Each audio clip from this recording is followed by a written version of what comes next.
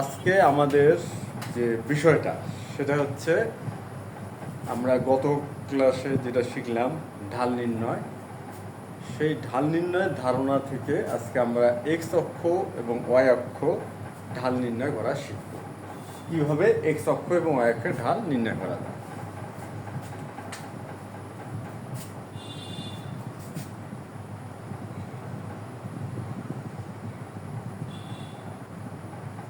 X অক্ষ এবং Y অক্ষ, এটা হচ্ছে আমাদের এক্স অক্ষ ওয়াই অক্ষ। এখন আমরা এক্স অক্ষের ঢাল বের করব। কি বের করব? এক্স অক্ষের ঢাল। এখন আমাদের কাজ হবে এক্স অক্ষের ঢাল নির্ণয়।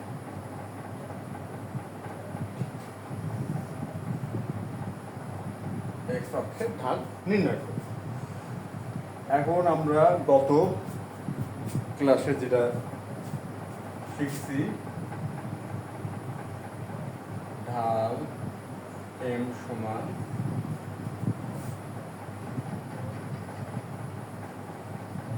ওয়াই স্থানাঙ্কের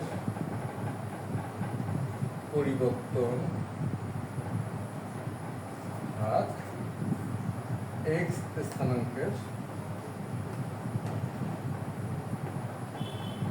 পরিবর্তন।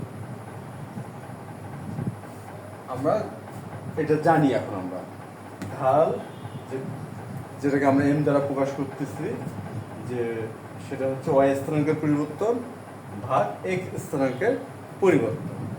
এখন এক্স অক্ষ একটা সরলরেখা। এক্স অক্ষ অবশ্যই একটা সরলরেখা। এক্স ও এক্স প্রাইম এটা একটা সরলরেখা। এখন আমরা একটা জিনিস হয়তো আমরা সবাই জানি, সেটা হচ্ছে মূলবিন্দুর স্থানাঙ্ক হয় 0 0। মূলবিন্দুর স্থানাঙ্ক হয় 0 0। মূলবিন্দুর স্থানাঙ্ক যেহেতু 0 0, কথার অর্থ কি? এই মূলবিন্দুতে এক্স স্থানাঙ্ক 0, ওয়াই স্থানাঙ্ক 0।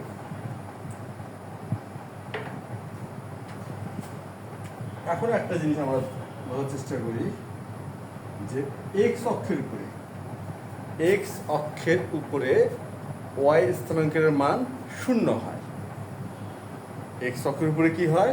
ওয়াই স্থানাঙ্কের মান 0 হয়। যেমন সাপোজ 3 0, এই বিন্দুটা নিয়ে যদি আমরা ভাবি যে এটা আমরা যদি এক্স ওয়াই সমতলে বসাই তাহলে কোথায় বসবে বা স্থাপন করবে। এক্স স্থানাঙ্ক 3, তাহলে এক্স অক্ষ বরাবর আমরা 3 যাবো, যেহেতু এটা প্লাস, তাহলে ডান দিকে 3 ঘর গেলাম 0। ওয়াই স্থানাঙ্কের মান 0, সেই ক্ষেত্রে বিন্দুটা এক্স অক্ষের উপরে থেকে যাবে। ধরে নিচ্ছি এটা হচ্ছে 3 0 বিন্দু। আমরা তাহলে ভালো করে বুঝতে পারলাম যে ওয়াই স্থানাঙ্কের মান 0 হচ্ছে কোথায়? এক্স অক্ষের উপরে। এক্স অক্ষের উপরে ওয়াই স্থানাঙ্কের মান 0 হয়। এই ধারণাটা আমরা এখন যদি ব্যবহার করি, সেই ক্ষেত্রে কি হবে? সেই ক্ষেত্রে আমরা ধরে নেই যে এক্স অক্ষের উপর একটা বিন্দু, যেটা হচ্ছে x1 0, এটা আমরা ধরে নিচ্ছি। এক্স অক্ষের উপর আরেকটা বিন্দু x2 0, এই বিন্দু একটা এ একটা বি। আমরা এক্স অক্ষের উপর দুটো বিন্দু ধরে নিলাম। এ বিন্দু যার স্থানাঙ্ক x sub 1 0, বি আর একটা বিন্দু যার স্থানাঙ্ক x sub 2 0।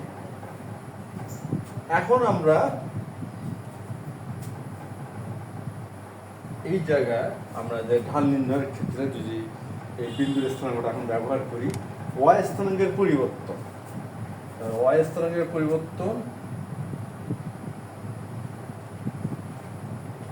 0 বিয়োগ 0 হবে, কেন ওয়াই স্থানাঙ্ক উভয় ক্ষেত্রে 0। আর এক্স স্থানাঙ্কের পরিবর্তন x sub 2 বিয়োগ x sub 1। ওয়াই স্থানের পরিবর্তন ভাগ এক্স স্থানাঙ্কের পরিবর্তন। শূন্য থেকে শূন্য বাদ দিলে বিয়োগ করলে অবশ্যই শূন্য হয় এক্স, আর শূন্যকে কোনো কিছু দিয়ে ভাগ করলে শূন্যই হয়। এখন তাহলে তো বোঝা গেল যে বিষয়টা কি দাঁড়ালো। বিষয়টা এটা দাঁড়ালো যে এক্স অক্ষের ঢাল শূন্য। কারণটা কি? ওয়াই স্থানাঙ্কের মান যেহেতু শূন্য সেহেতু, এবং শূন্যকে কোনো কিছু দিয়ে ভাগ করলে শূন্যই হবে, সেক্ষেত্রে এক্স অক্ষের ঢাল শূন্য হবে। এক্স অক্ষের ঢাল শূন্য। আমরা বিষয়টা নোট রাখি। এক্স অক্ষের ঢাল শূন্য।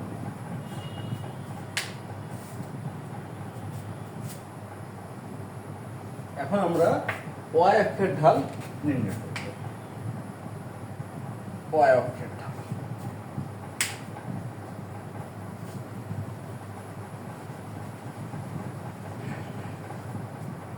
ওয়াই অক্ষের ঢাল নির্ণয় করতে গেলে আমরা ওয়াই অক্ষের উপরে দুটা বিন্দু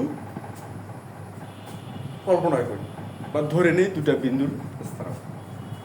এখন ওয়াই অক্ষের উপরে কোন বিন্দুর অবস্থান কি হতে পারে বা স্থানাঙ্ক কি হতে পারে? এইখানে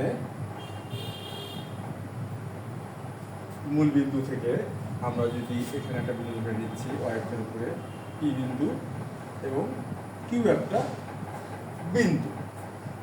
এক্স অক্ষের উপরে ওয়াই স্থানাঙ্ক শূন্য হয়, আর ওয়াই অক্ষের উপরে ওয়াই এক্স স্থানাঙ্ক শূন্য হয়।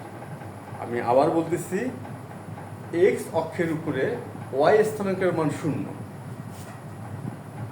আর ওয়াই অক্ষের উপরে এক্স স্থানাঙ্ক শূন্য হয়। যেহেতু ওয়াই অক্ষের উপরে এক্স স্থানাঙ্ক শূন্য হয়, সেক্ষেত্রে পি বিন্দুর স্থানাঙ্ক হতে পারে 0 ওয়াই সাব 1 এবং কিউ বিন্দুর স্থানাঙ্ক হতে পারে 0 ওয়াই সাব 2। এটা এখন আমরা যদি এখানে বিন্দুর স্থানাঙ্ক ব্যবহার করি, ওয়াই স্থানাঙ্কের পরিবর্তন ওয়াই সাব 2 বিয়োগ ওয়াই সাব 1, আর এক্স স্থানাঙ্কের পরিবর্তন 0 বিয়োগ 0 সমান 0। আর আমরা তো জানি কোনো কিছুকে বা কোনো সংখ্যা বা রাশিকে শূন্য দ্বারা ভাগ করলে অসংজ্ঞায়িত হয়।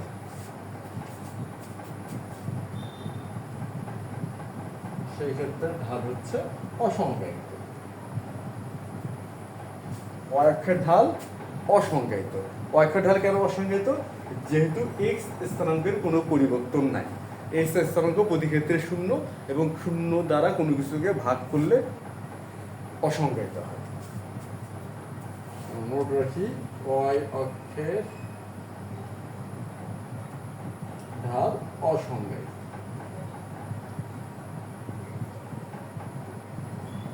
ওয়াই অক্ষের ঢাল অসংজ্ঞায়িত।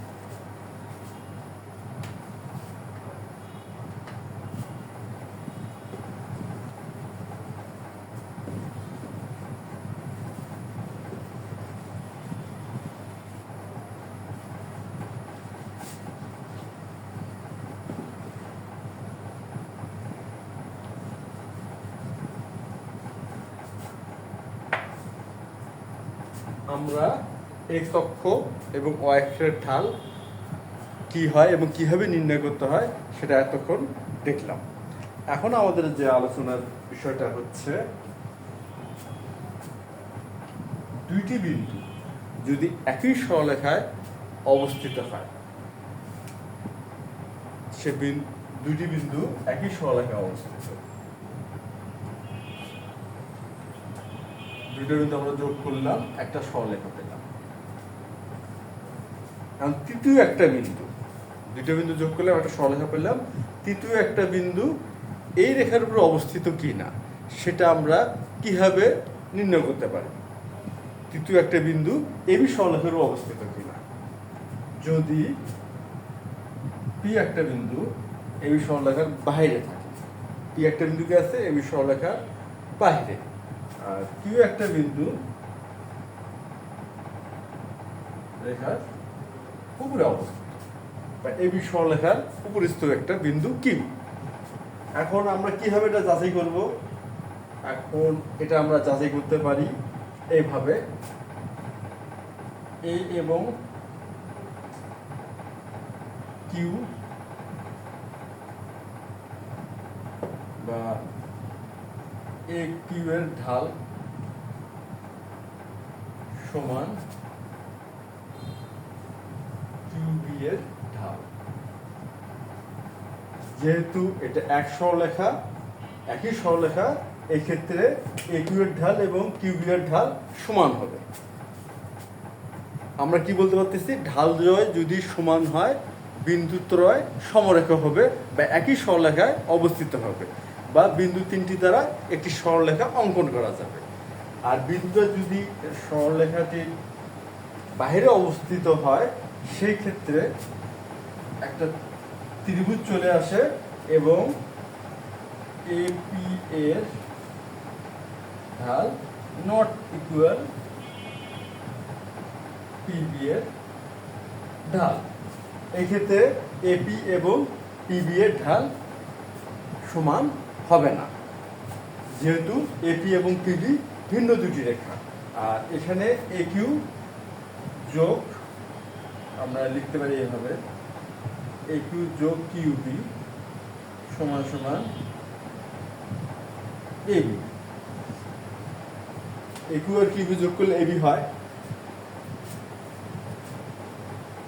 AP PB greater than AB, AP PB greater than AB. আমরা কেননা আমরা এটা জানি যে ত্রিভুজের যে কোনো দুই ভাগ সমষ্টি তৃতীয় ভাগ হচ্ছে বড় হয়। এখানে তাহলে কি কি ধারণাদার হলো? ধারণাদার হলো এক, এ কিউ এবং বি কিউ এর ঢাল সমান, তাহলে এ কিউ বি বিন্দু তিনটি একই রেখায় অবস্থিত। এপি এবং বিপি এর ঢাল অসমান, সেই ক্ষেত্রে এ পি বি বিন্দু ত্রয় ভিন্ন ভিন্ন রেখায় অবস্থিত, অর্থাৎ একই রেখায় অবস্থিত নয়। এটা একটা ধারণা। আর দ্বিতীয় ধারণা হচ্ছে, যদি এই তিনটি বিন্দু দ্বারা গঠিত যে তিনটি বিন্দু আমরা যদি যোগ করি, তিনটা বিন্দু যোগ করি এবং এই সমষ্টি যদি পুরো সরলরেখাটার সমান হয় সেই ক্ষেত্রে বিন্দু তিনটি একই সরলরেখা অবস্থিত, কিন্তু সমষ্টি যদি রেখাটির চেয়ে বড় হয় তাহলে এক রেখায় অবস্থিত নয়। আমরা এক্ষেত্রে কি মানে কি জানতে পারলাম বা শিখতে পারলাম? যে দুইভাবে আমরা সমরেখ ধারণাটা দাঁড় করাতে পারতেছি। কতভাবে? দুইভাবে, আপাতত দুইভাবে। একটা হলো ঢাল দিয়ে, একটা হলো দূরত্ব দিয়ে। আরেকটি উপায়ে আমরা সমরেখ কিনা সেটা সেই ধারণাটা দাঁড় করাতে পারি। সেটা কি হবে? সেটা হচ্ছে, যখন একটা সরলরেখা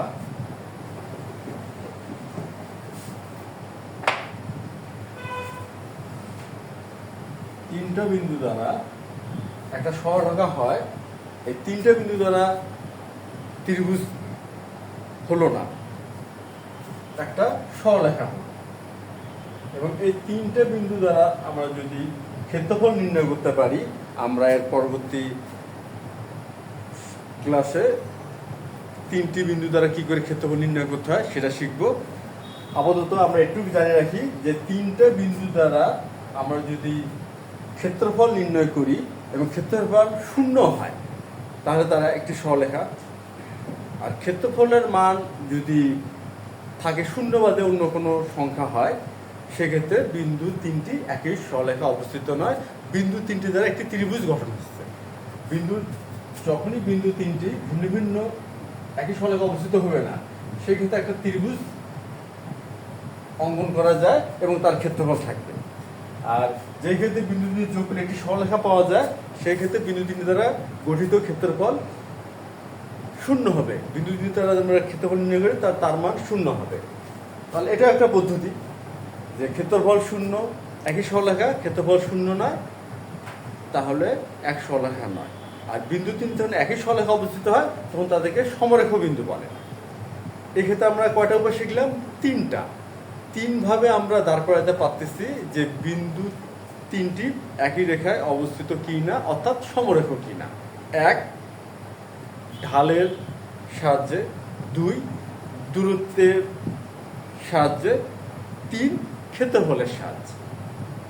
তা আমরা এক্স অক্ষ এবং ওয়াই অক্ষের ঢাল এবং সমরেখ বিন্দু সম্বন্ধে আজকে মোটামুটি আলোচনা করা হলো। পরবর্তী ক্লাসে আমরা ক্ষেত্রফল নির্ণয়ের সূত্রটা শিখব। ধন্যবাদ।